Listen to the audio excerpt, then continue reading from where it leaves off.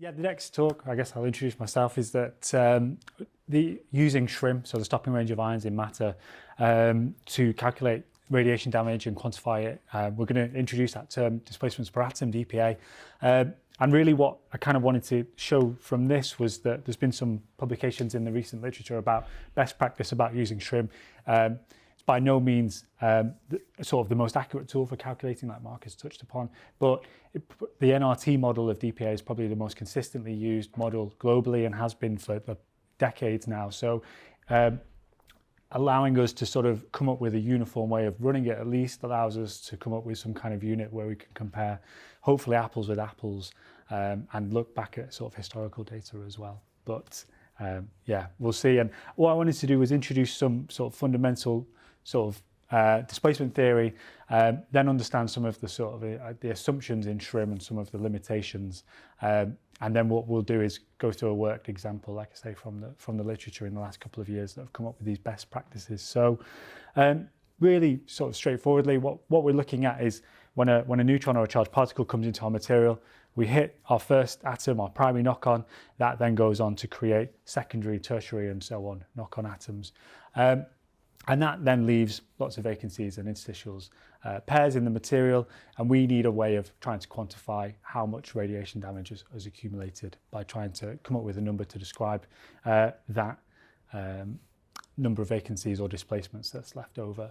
So if we start to develop a sort of really simplistic rule for this, you can think that if an atom requires a certain amount of energy to be knocked off of its lattice site, so yeah, if an atom needs a certain amount of energy to be knocked off its lattice site, then if I give it that much energy, then the probability of that happening should be 1, it should happen. And if I don't have that much energy, then the chances of a displacement should be 0. So you can sort of plot this graph of the energy that I transfer to at T versus the probability of a successful displacement. And as long as I'm above that threshold displacement, so I'm going to call that the displacement energy, ED, then I should just get this sort of nice simple shape here. But in reality, it's not that simple. We're often dealing with things like crystalline materials, and it's easier to knock atoms off in certain directions than it is in others. That then obviously affects the direction of the pKa. And there's also potentially thermal effects from the lattice. So, you know, if the atoms already have a certain amount of energy and they're sort of vibrating in their lattice site, they might not need as much persuasion to knock them off as an atom would do at, say, 0 Kelvin, where there's no thermal energy in the system. And so what happens in reality then is we kind of end up with this more blurred picture where we probably have a minimum displacement energy, where below which there's definitely no displacements happening, and a maximum where probably above that we're definitely getting some displacements, but then this sort of grey area in the middle where the chances could or could not sort of result in a successful displacement. And you can see we've kind of now got this average value of displacement energy rather than that sort of solid or that singular value. And so the key point really for this is just that this assumption here, with a single value of ED, is really only true for an amorphous material at 0 Kelvin, where there's no thermal energy in the system. And so when we go to get these values, these are just some values for displacement energy that are taken from the ASTM standard. And you can see the quite common materials used in nuclear engineering and materials. And there's a minimum displacement energy here that's given, and then there's also an average one. And that's normally been averaged over several crystalline directions from either experimental or molecular dynamic simulations. And so basically the take-home message is to first check in something like an ASTM standard to see if you can get a displacement energy that's reliable, or obviously try and find as comprehensive a value as possible, because it can have quite a large effect when we come to calculate the radiation damage in our materials, and could obviously overestimate or underestimate quite drastically. And then that brings us on to the Kinchin-Pease model. So in 1955, Kinchin and Pease developed a model for calculating the number of displacements during a sort of an energetic collision. And they sort of had 5 main assumptions in this model. The first was that the collisions are all two-body elastic collisions, so it just considers one event at a time. So the atom hits the secondary knock atom, that then goes on and collides with another atom. It doesn't consider multiple scatterings, multiple collision events in one go. It also says that the displacement probability is 1 when the transfer energy T is above the displacement energy. So like I said on the first slide, that's basically assuming that our material has no crystallographic effects and there's no temperature effects. So it's an amorphous material at 0 Kelvin in the Khinchin-Pease model. It also states that all the energy between the pKa and the recoil atom, all the energy is transferred between that pKa and the recoil atom. Nothing's lost to the surrounding atoms, causing them to vibrate or lose any energy there. So that'll become important when we actually come to set our SIRM experiments up, because there's a parameter we have to change in the SIRM interface for that. It also said that there's a cutoff energy. So if the pKa or the incoming particle is above a certain energy, it won't actually cause any further displacements. That will then just be lost to the electronic system, so causing ionizations and excitations. And then finally, the energy transfer cross-section is given by the hard sphere model, which again we'll sort of come on to when we go through the modified version of the Khinchin-Pease model. So now that we've got those assumptions, we can again start to build some sort of fairly simple rules about this. So so I've got this term VT, so the number of displacements, the number of vacancies for a certain energy transfer. And so if my energy transfer is less than the displacement energy, then that is 0. It's quite straightforward. I just don't have the energy to knock an atom off of its lattice site. But then if I say, okay, let's work upwards and say, what if the energy transfer T is greater than the displacement energy but less than twice of that? We have two scenarios that can happen. So the first is that, say our neutron comes in, gives the pKa the displacement energy, it then goes on, and you can see that it then can't transfer another amount of the displacement energy to that secondary knock or that secondary atom because it doesn't have it. And so it just causes it to vibrate around in its lattice site there. And so in this case, the Khinchin-Pease model says that the number of displacements is 1. So we can see that we've got one vacancy in interstitial pair, and that's what's being caused in the material. The second scenario is that the primary knock-on atom is knocked off its lattice site. It then hits the secondary knock-on atom and does transfer a displacement energy to it. But because it didn't have very much to begin with, its energy now falls below the displacement energy, and so it's recaptured by that vacant site in the lattice. Now the Khinchin-Pease model in this case would say that we've had one displacement happen there, but in reality we've had the original primary knock-on atom has moved and then it's knocked the secondary atom off. So we've got two displacements that have happened there, one displacement and one replacement collision. So that's kind of an important note about the Khinchin-Pease model and the NRT modified Khinchin-Pease, is that when we're talking about the number of displacements that we're calculating, what we're talking about is a number of sort of stable vacancies after the collision cascade has been sort of calculated for, just using this sort of really straightforward sort of formula and rules here. And then finally, the scenario is what if the energy transfer is much greater than twice the displacement energy? And in that case, we can knock an atom off its lattice site, and it can go on to cause secondary, tertiary, and so on. And so the rule that we sort of get to at that point is that the number of displacements is then just equal to this ratio of the transfer energy divided by twice the displacement energy. And when we look at that just on a graph, just to summarize that, we can see that basically if I plot my transfer energy from my pKa as a function of the number of displacements, like I say, anything below the ED, there's no displacements happening. Between this value of ED and twice the ED, I get one displacement, and then it increases linearly until we get to that electronic cutoff energy where no more displacements happen, and basically all that excess energy beyond this point is then just going into ionizations and electronic excitations there. And so that was what Khinchin and Pease developed in 1955, and then in 1975 Norgrup, Robinson and Torrens came and modified this, giving it the NRT modified Khinchin-Pease model. And the main two things that they changed was that that assumption about the energy loss to the electronic system being given by a single cutoff. They changed that, the fact we have to account for that at all energy transfers, because we can look at, definitely, obviously we've got this plot of recoil energy versus sort of the amount of energy that goes into the nuclear and electronic systems. And our low energy nuclear stopping does dominate, and that decreases as a function of the knock-on energy, and our electronic stopping increases and increases. But we get this crossover where we're actually probably in a recoil energy where we're quite interested in, and so it just can't be discredited that we have this single cutoff. It's probably happening in a high enough amount that it's going to affect the amount of energy that's there to be transferred. The other thing is that it changes depending on the atom and the recoil that we're looking at. So this is kind of a plot of displacement efficiency, so how much energy is available to go into nuclear sort of stopping and damage in the lattice versus the energy transfer for the recoil. And you can see for things like uranium, or you might not be able to see because it's quite small, but for things like uranium and gold, very heavy atoms, you can see that as we go up in recoil energy, actually the vast majority stays as nuclear stopping and goes into our damage energy. But for lighter elements like carbon and beryllium, the electronic stopping becomes much more significant, and so our displacement efficiency decreases because we've got less energy available to go into to damage. And so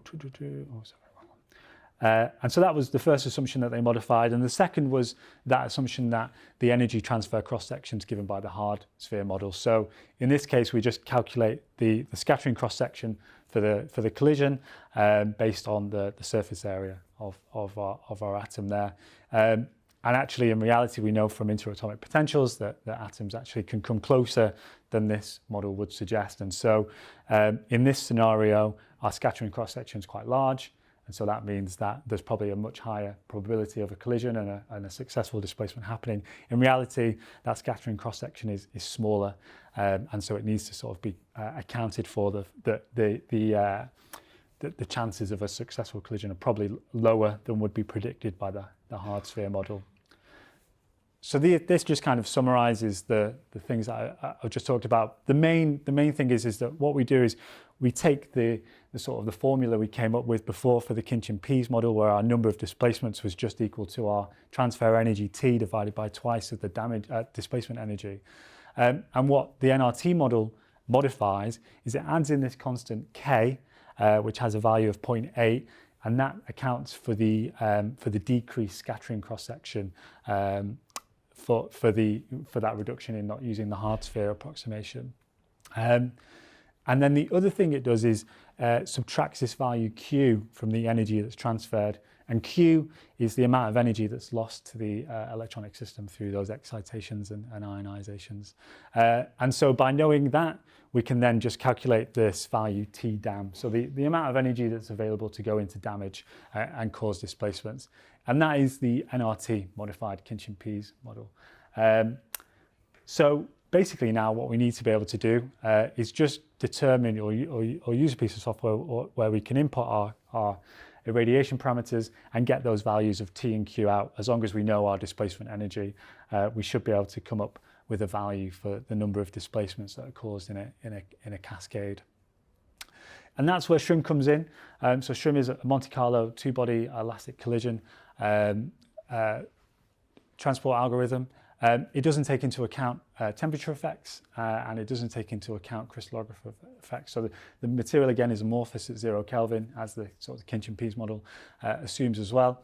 It allows us to separate nuclear and electronic stopping, and a couple of things about what it's doing internally, which makes it quite a rapid way of calculating scattering angles and the amount of energy transferred, is it uses what it calls a magic formula. It uses this geometric solution to the scattering problem. So rather than solving the scattering integral for every single event, what it does is defines this geometry of the atoms approaching each other, and then uses several correction factors for the different interatomic potentials between those atoms that are in the collision to rapidly calculate the scattering angle and the amount of energy that's transferred.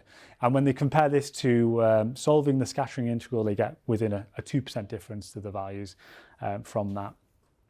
The other thing it does to speed up the simulations, and this is particularly for light energetic ions, is it defines this free flight path, L. So if, say, a high energy proton comes into a material and it's not scattered by, it's scattered by, say, 1 degree, it won't then calculate a scatter. It will then skip a whole length in the material, a mean-free path, and transport that proton potentially up to a micron through the material before it thinks, oh, there won't be another significant collision within that distance, and I'll just transport it on a little bit further on to that. It does do some self-checks to make sure this value L isn't too large, so it makes sure that that mean-free path is always well below any kind of significant scattering event of 10 degrees, and it makes sure that it's not losing too much electronic energy on that route as well. But it can cause some quite spurious results when you're looking at the damage profile, like I say, particularly in high energy light ion irradiations, because you can see sort of drops and peaks in the damage profile where it's sort of obviously skipping that through the material there. And then this kind of gets onto sort of the crux of it, is that there's 2 main modes to run SHRM in. One is the quick damage calculation mode, the QC, and the second is the full damage cascade option. So the quick one uses basically the Kinch-Pease model. It doesn't follow the cascade and all of the secondary knock-on atoms, and so it doesn't include replacement collisions. The detail cascade does. It basically will follow every knocked-on atom until it falls below a certain threshold value and comes to rest, and results in a replacement collision at that point. But you can see this plot from a paper that was published a couple of years ago, 2018, shows the vacancies per angstrom per ion, so the number of displacements that have been formed per ion, depending on the depth. And you can see that the quick cascade, the quick calculation comes out with a peak of around 0.02 vacancies per angstrom per ion. The full cascade comes out with slightly more than double it. It's about 0.05 displacements per angstrom per ion there. And so the really interesting thing is that if you take the numbers that SHRM's working with and you manually calculate the damage energy that's available, you actually get the same value, and they should both be around 0.02. So it's clear that SHRM's doing something quite odd with this threshold energy, where it's obviously potentially not resulting in as many replacement collisions as it should be, and it's hard to, well, it's difficult to be able to define that threshold energy. It should be equal to the displacement energy, but there's no way of sort of editing it within the SHRM GUI. And like I said, these 2 papers, so the first by Roger Stoller and some other authors, so Frank Garner, Gary Woz, came out in 2013 and recommended a method to use SHRM and take those values from sort of behind the scenes in SHRM to calculate the DPA manually. And then they also, the same group, so Agarwal, but also Roger Stoller and Steve Zinkel published a similar paper with a bit more comprehensive sort of simulations to back up this, and came up with a very similar sort of best practice route as well. So in that original Stoller paper, they said you should run SHRM in the quick calculation Kinch-Pease option to 5,000 ions. You take your displacement energy from the ASTM standard. You set your lattice binding energy to 0 eV. That makes it in line with that assumption in the Kinch-Pease model that no energy is sort of transferred to the atoms around the recoil atom. And then you calculate the damage energy by taking the beam energy absorbed by the target and subtracting the energy that's lost, the ionization. And then you feed that in to the NRT modified displacement calculation there. And like I say, a couple of years ago, they sort of published a more comprehensive study where they looked at lots more of combinations of light energetic ions into light materials, heavy materials. They looked at heavy ions into light materials and heavier materials and sort of everything in between as well. And they actually changed their advice to say you should run SHRM in the full cascade model to 10,000 ions instead of the quick calculation mode. But then everything else basically stays the same after that. So you're choosing the displacement energy from the ASTM standard, you set your lattice binding energy to 0, and then you manually compute the damage energy. And then the NRT displacements from that as well. And so what I'm going to try and do, if the HDMI comes back on, is run through a worked example in SIRM, and this is the one from the paper that I showed earlier. So it's 1 MeV helium ions into nickel. I'm going to choose a displacement energy, well, choose the displacement energy of 40 eV, which is from the ASTM standard. We'll run SIRM in full cascade to 10,000 ions.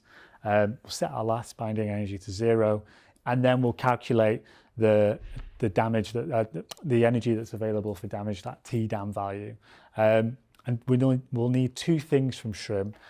So the energy that's transferred to the atoms is given in this E2 recoil file, and the energy that's lost to ionization is given in this appropriately named ionization text file as well. So we'll just take those from the SIRM outputs, and then we'll plug those into this equation and calculate it there. And you can see this is the plot that actually, if you do this manual calculation, then depending whether you use the full cascade or the quick calculation mode, you actually get very comparable numbers there as well. So again, it just suggests that SIRM's doing something odd in the full cascade model in how it calculates those number of displacements. And then lastly, obviously, we want to not just be able to go from vacancies per angstrom per ion. We want to work out how many displacements per atom have occurred in our material. And so just to calculate that, what we'll do is we'll need a couple more numbers from our experiment. So we'll need an ion fluence and then the atomic density of the material we're irradiating. And you can see that if I multiply my ion fluence by the number of displacements I get per angstrom per ion and divide that by my atomic density, I'll get through to our vacancies or our NRT displacements per atom, which is obviously what we need when we're designing and running our ion beam experiment. So this is the SIRM software. So probably many of you are familiar with it. When you're setting up the experiment or the simulation, you sort of start. If I start up here in the top right, you can see that we've got this damage mode. So this is what I was referring to in the different modes that you can run SIRM in.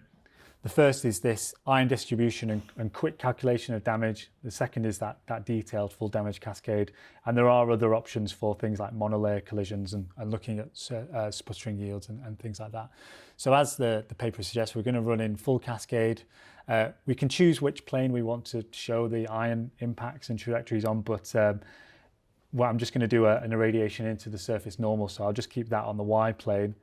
We're going to run this 1 MeV helium. Like I say, I'll run it at 0 degree incidence just directly into the normal of the sample surface, but you can choose essentially any element from the periodic table to be your irradiating particle and alter the energy as well from that. Then I come into this section here where I can define the layer that I'm irradiating. Now, in this case, we're just irradiating elemental nickel, so it's just going to be a single layer.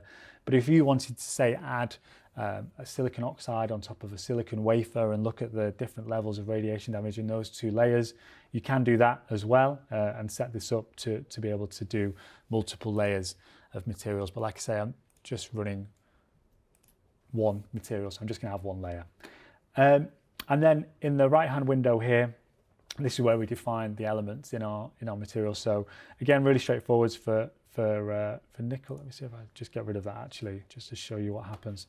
So again, I can choose essentially any material from the periodic table. So I'll pick nickel here. And if I wanted to look at a compound, say, I just keep adding elements to that and then changing the stoichiometry. So if I wanted to look at NiO2, for instance, I'd have to alter that to get to the right stoichiometry level. If you are doing that, particularly with compounds, it's always good to check the density that SIRM comes up with, because although it's quite good for elemental materials, once it starts to calculate them for sort of compounds and other materials, it becomes quite incorrect. So just to double check that. And then the last things I just have to check is that I've got some information here about nickel. Like I said, I have to change this displacement damage energy to what the ASTM standard recommends. So that's going to be 40 EV. And I'm going to set the lattice binding energy to 0 to keep it in line with that assumption in the Kinchin-Pease model that basically all the energy is transferred to the recoil atom. Nothing vibrates the atoms around that knock-on site. This density looks okay for nickel, so I'll just happily run with that. And I've already set the width to give me a sort of a good sort of a window depth so that I capture all of the ions that are being implanted in the material. Obviously, if your material's thinner than this, say in situ TM, then you need to just be account for the fact that you might only have 100 nanometers or so of material. And then I can just choose things like the autosave and what kind of files I want to output there. So that'll be fine. I'll just save and run that now. And this is what it's going to come up and just warn me that I'm running energetic light ions, and it's going to use the free mean, that mean free path to speed up the calculation. And actually, I might want to consider using a different mode. But because we're sort of running with that paper, I'll just carry on with the full cascade mode. So this is what the simulation looks like when it's running. You can see we get this sort of plot of the ion track as it enters the material, and you can see we're capturing all of those within that. We've got a bit of unirradiated material at the back, and then it starts to give you lots of information about the number of backscattered, transmitted, and number of vacancies per ion, as well as the range and lateral and longitudinal projection, and the energy loss, depending whether it's going into the electronic or the or vacancies or into phonons as well there.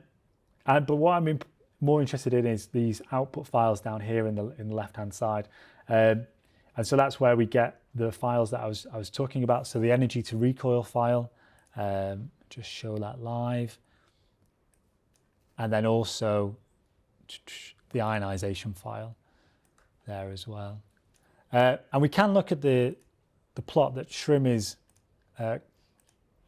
showing for that the number of displacements per angstrom per ion, and you can see that at the peak it's getting to around 0.05, which is where the paper was showing, and if we were to run this in the quick calculation mode, we'd probably be somewhere around 0.02. So obviously a really stark difference in the amount of damage that's going into the material there. So I'm not going to run this to 10,000 ions, just because it will take quite a while. If you do want to speed SIRM up while it's running, you can basically turn all the plots off and it'll run a little bit faster. And so I'll just pause that one. And there was one I started earlier. Obviously, it's got to much higher number of ions, and we were supposed to run to, which was 10,000. But what I'll do is I'll just output the ionization file, and I will output the energy to recoil file there.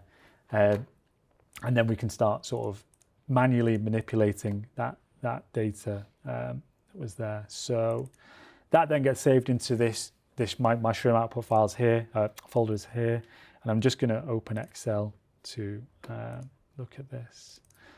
So you can see we get these text files with the sort of the metadata behind the irradiation we've done, so the energy of the ions, the sort of the material properties, and then it gives us the energy that was transferred from the ions, and obviously the energy that was absorbed by the recoil. And they're actually obviously the same in this case. And in the other file, I basically have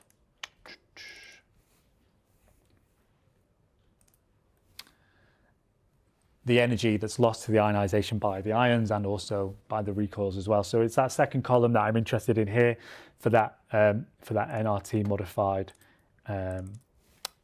Kinchin-Pease model calculation. So I'll just open these up.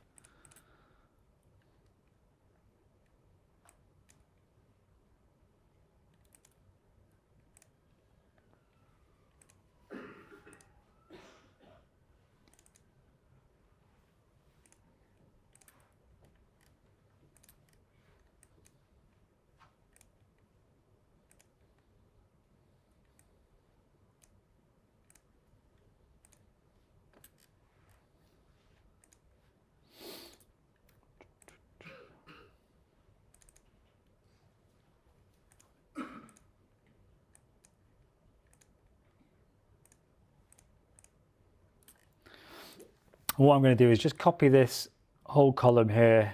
So that's the energy that's lost to ionization by the recoils, and just copy it into this spreadsheet and just work in here as well. And then it's just a case of taking the energy that's transferred to the recoil atoms and subtracting that value Q, the energy that's lost to the ionizations in this column here.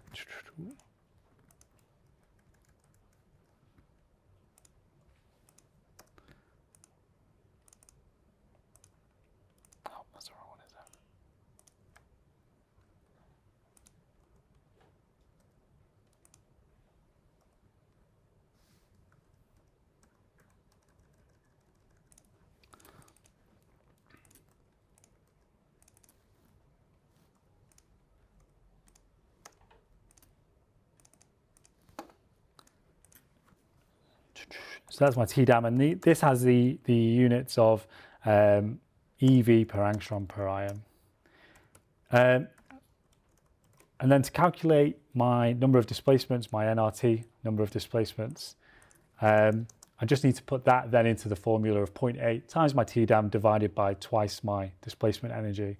And so this will be vacancies per angstrom per ion. So I'll just do 0.8 multiplied by my TDAM divided by twice my ED, which is 40 EV, so 80 EV times like that. And then I'll just plot this and just make sure I'm on the right lines with the paper, just to make sure we're on that. Sorry, where does the 0.8 come from? The 0.8, so that's a correction factor to take into account the fact that they're not the hard sphere model. So just the fact that the atoms actually can get closer than that would predict. So yeah, you can see we've got a peak of around 0.02 at around 1.5 microns. So that's in line with where we'd expect that to be from the, or what the same results as the paper got. So that's vacancies per angstrom per ion.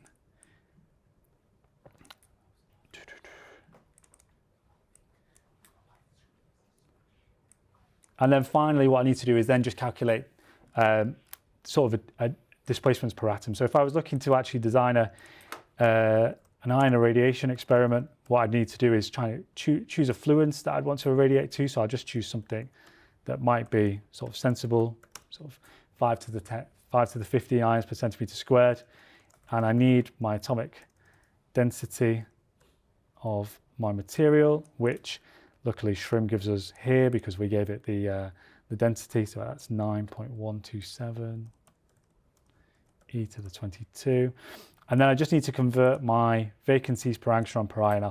I'll convert that into vacancies per centimeter.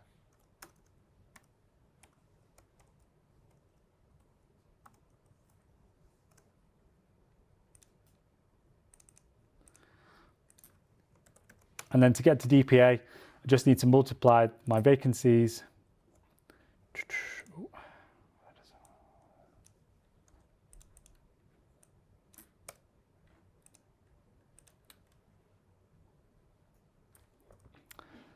Multiply my vacancies by my ion fluence divided by my atomic density. I'll just fix these cells.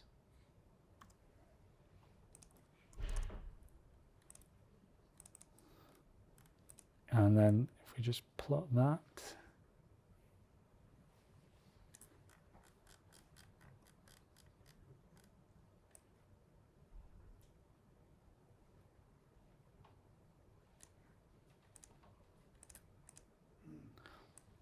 we get a peak dPa of about 0.1 at that depth of 1.5 microns. And that's obviously what you need to then choose or you can then alter the fluence of your sort of, if you're in the design stage of your ion irradiation to try and match the target dose that you're after. And obviously if whatever technique you're looking at doesn't actually probe all the way to the Bragg peak, you can then obviously alter it and look whether you're getting the right sort of damage level that you're looking at there as well. So obviously we talked about some of the weaknesses of the model, of the NRT model in itself, and actually it generally tends to over-predict the number of displacements compared to experimental and other modeling techniques like MD and DFT by probably about 2 or 3 times. So Kai Nordland and some colleagues of his published a paper looking to actually correct this and use a sort of a couple of materials constants which they say that you have to develop from MD, and so that's why I've put sort of future best practice, because there's quite a bit of work I think here to unpack a lot of the stuff that's in this paper. But basically where you have this collision cascade or core happening here, and you assume that basically if an interstitial makes it out of this inner core, then that's a surviving interstitial vacancy pair, but anything on the inside of that actually recombines, and that's a way to try and correct the NRT displacements to more of a realistic value that you'd expect from, like say, empirical and other modeling data. they also suggest that you can then get replacements per atom as well, which will be really interesting. You know, if you were looking into ion beam mixing or precipitation dissolution or interfacial materials, to see how they sort of are mixed and transported around during energetic collision cascades, then that would also be really interesting. But like I say, I think there's still quite a bit of work there to do with validating of those new material constants, basically to be able to do these from the SRIM outputs. And then finally, there are other codes available. So I think Mark was touching on some of these, but one is Iridina. That essentially runs very similarly to SRIM. It's a BCA Monte Carlo transport algorithm. It doesn't take into effect temperature or crystallographic effects, and it uses lookup tables similar to SRIM's magic angle formula. But it does allow you to do 3D structures. So it was originally designed for nanowire and nanoparticle sort of communities, but if you add something like a precipitate inside your material, then it could also be really interesting to develop that geometry there as well. And there's also the Tridin code, and there's also, I think, a modification to this as well with the Tri3DIN, which allows you to generate this 3D model and also track replacement. So this is the sputtering of a gold nanoparticle, I think, and you can see that as you irradiate, you can see you sort of sputter off that gold and sort of that particle gets smaller and smaller and smaller. So there are other codes out there. It all sort of depends what your purpose is and what you're looking for. But I hope that's been useful. And yeah, I'll sort of have pre-recorded a bit of a smoother video on the demonstration of it, and I'll upload those with the PowerPoint as well. But I'm happy to take any questions you've got as well at the moment.